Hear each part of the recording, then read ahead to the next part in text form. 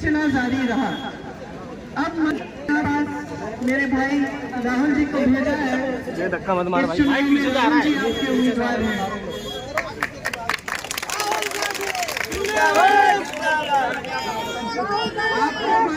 जिंदाबाद जिंदाबाद राहुल गांधी अखिलेश यादव जिंदाबाद जिंदाबाद राहुल गांधी अखिलेश यादव जिंदाबाद जिंदाबाद जिंदाबाद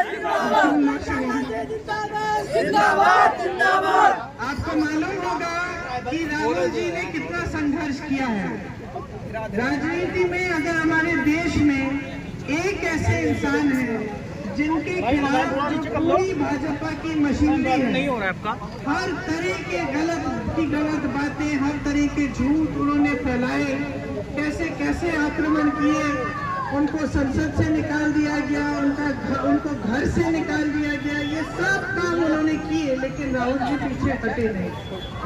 ये उनका चरित्र है कि जब वो अन्याय होते हुए देखते हैं तो वो न्याय की लड़ाई लड़ते हैं और उससे एकदम पीछे हटते नहीं है। इसीलिए 4000 किलोमीटर राहुल जी कन्याकुमारी से कश्मीर तक पैदल चले और फिर उसके बाद मणिपुर से लेकर मुंबई तक उन्होंने यात्रा की। और ये यात्रा क्या थी, चाहे वो पैदल यात्रा थी, चाहे वो मणिपुर से मुंबई वाली जो उन्होंने जीप में यात्रा की, ये यात्रा क्या थी? ये आपकी समस्याओं को समझने वाली यात्राएं थी, ये देश को बताने वाली यात्राएं थी कि देश में जो राजनीति की दिशा है वो गलत जा रही है और हमें उस दिशा को ठीक करना है। जो हमारे राजनीतिक असूल हैं, जो महात्मा गांधी जी ने जिनकी नींव डाली और जिनके आधार पर हमारा स्वतंत्रता आंदोलन हुआ, जिसके आधार पर हमारा देश आजाद हुआ, वो असूल क्या है उनके बारे में जनता को याद दिलाने वाली। तो उन यात्राओं के बाद राहुल जी को ये बात गहराई से समझ में आई कि आप सबकी समस्याएं क्या है। आज देश में सबसे बड़ी दो समस्याएं महंगाई और बेरोजगारी है कि नहीं? बहनें बैठी हो, कुछ खरीदने जाना पड़ता है, त्योहार होता है, कुछ खरीदना है घर के लिए, नए कपड़े, बच्चों के लिए फीस भरनी होती है, कोई बीमार हो जाता है या घर में कुछ ऊपर कुछ छत में कुछ टूटा है, पानी टपक रहा है, उसकी मरम्मत करनी है। कुछ भी हो, जब खर्चा करना पड़ता है तो घबराहट होती है, क्योंकि आज इतनी महंगाई बढ़ चुकी है मोदी जी के राज में कि जो आम जनता है वो अपना गुजारा कर ही नहीं पा रही। चाहे आप कितनी भी मेहनत करो, आप खेती में मेहनत करो, आपके पास रोजगार है तो रोजगार करो या ठेकेदारी पे नौकरी करो, दिहाड़ी मिले, फिर भी चाहे परिवार में 2-2 सदस्य काम करते हो, फिर भी आपको ये महसूस होता है कि कमाई पूरी नहीं हो रही।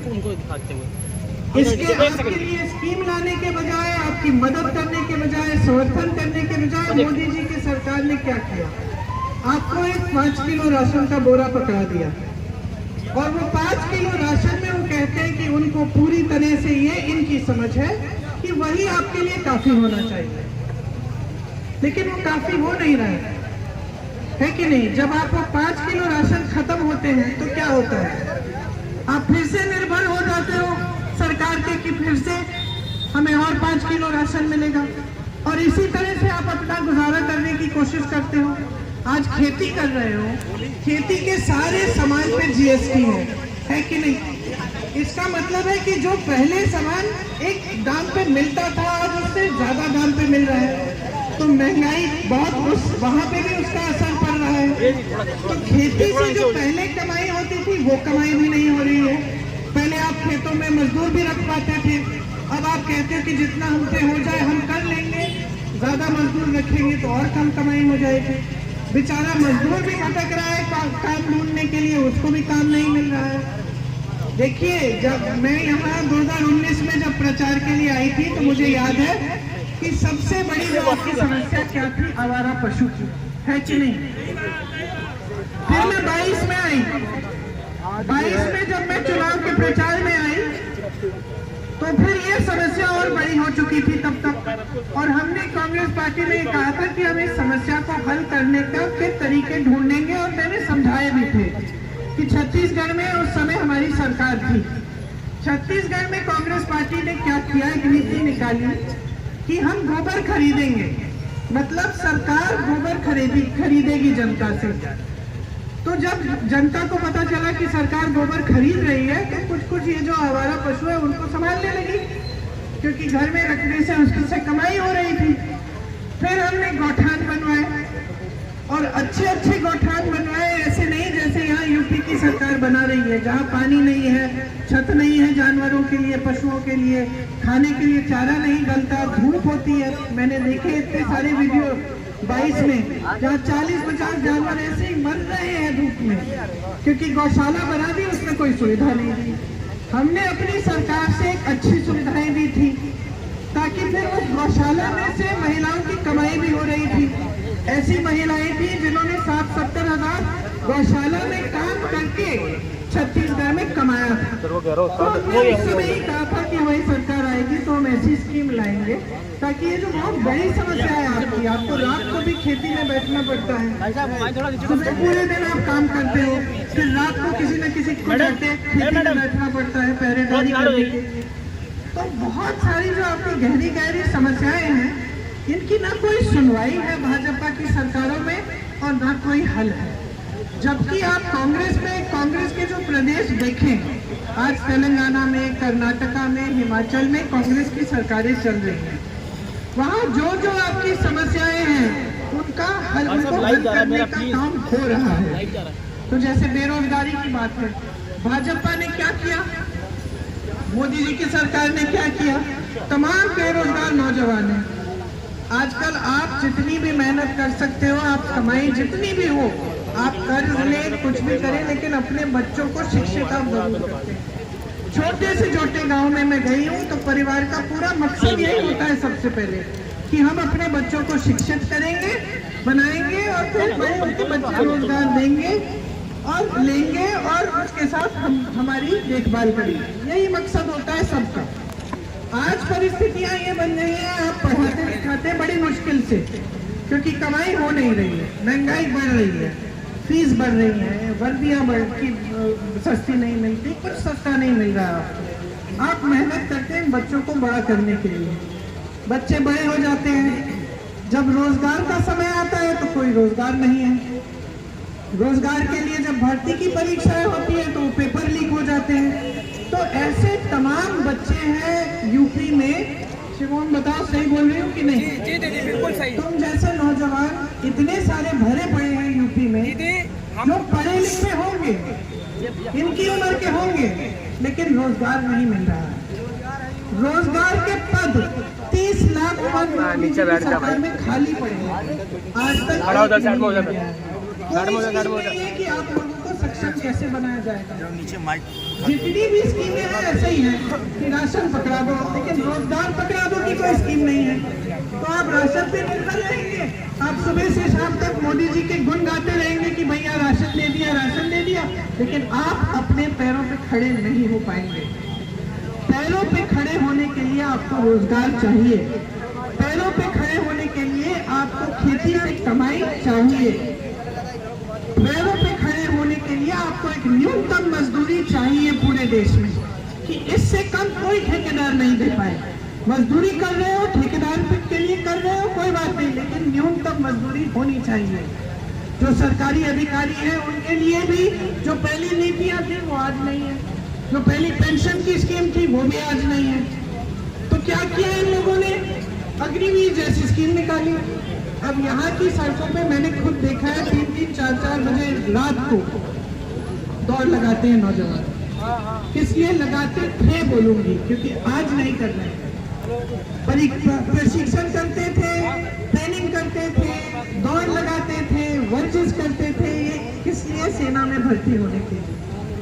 मोदी जी अग्निवीर स्कीम ले आए। 4 सालों के लिए आप सेना में रहेंगे, 4 साल बाद घर आके फिर से बेरोजगार। तो आपकी बेरोजगारी को हल करने की स्कीम नहीं लाते, आपका दिल तोड़ने वाली, आशाएं तोड़ने वाली स्कीमें ला रहे हैं। और जितनी भी इनकी स्कीमें हैं आज के दिन, सब बड़े बड़े खरबपतियों के लिए है। समझ लीजिए आप, बड़े बड़े खरबपतियों को 16 लाख करोड़ रुपए माफ किए इन्होंने कर्ज। आज देश का किसान इतनी मेहनत करता है, कमा नहीं पाता, अपनी बेटी की शादी करनी पड़ती है तो कर्ज लेता है, बच्चे की पढ़ाई करनी पड़ती है, करानी पड़ती है तो कर्ज लेता है। और मैं ऐसे ऐसे घरों में गई हूँ, यूपी में, ललितपुर में, अन्य जगहों में, जहाँ पे किसान आत्महत्या कर रहा है मात्र 25,000, 50,000, 1 लाख रुपए, जबकि 16 लाख करोड़ रुपए सरकारी बैंकों से बड़े बड़े खरबपतियों के माफ हो रहे हैं। ये किसके पैसे हैं? मोदी जी के पैसे तो है नहीं, ये देश के पैसे हैं। ये सरकारी बैंक निजी होते थे एक जमाने में, इंदिरा जी ने सरकारी बना दिए इनको। क्यों बनाए? ताकि जितनी भी ये संपत्ति है ये जनता की संपत्ति हो। तो लोन माफ, कर्जे माफ, ये सब कांग्रेस के जमाने में किसानों के होते थे। बड़े उद्योगपति भी होते हैं लेकिन किसानों के भी होते थे। आपको याद होगा जब कांग्रेस की सरकारें जहां जहां, आपको जानकारी होगी, जहां जहां जिन प्रदेशों में आई, छत्तीसगढ़ में आई, किसानों का कर्ज माफ हुआ।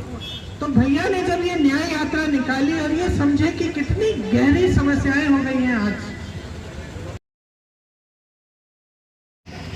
लोग कहते हैं कि आपका क्षेत्र हमसे जुड़ा है, हमारे परिवार से जुड़ा है, लेकिन उसको गहराई में अगर इस बात को आप समझो तो हमारा परिवार यहाँ आया, आपके पास हम आए। क्यों आए? 103 साल पहले ब्रिटिश साम्राज्य के खिलाफ रायबरेली का किसान आंदोलन कर रहा था। मतलब रायबरेली की जनता ऐसी है, आपको गर्व होना चाहिए अपने क्षेत्र पर। 103 साल पहले यहाँ की जनता ब्रिटिश साम्राज्य के खिलाफ आंदोलन कर रही थी। यहाँ के किसान आंदोलन कर रहे थे, जागरूक थे, अपने लिए कह रहे थे कि जो हमारे साथ हो रहा है गलत हो रहा है। जब मोतीलाल नेहरू जी को पता चला, उन्होंने जवाहरलाल नेहरू जी को यहाँ भेजा।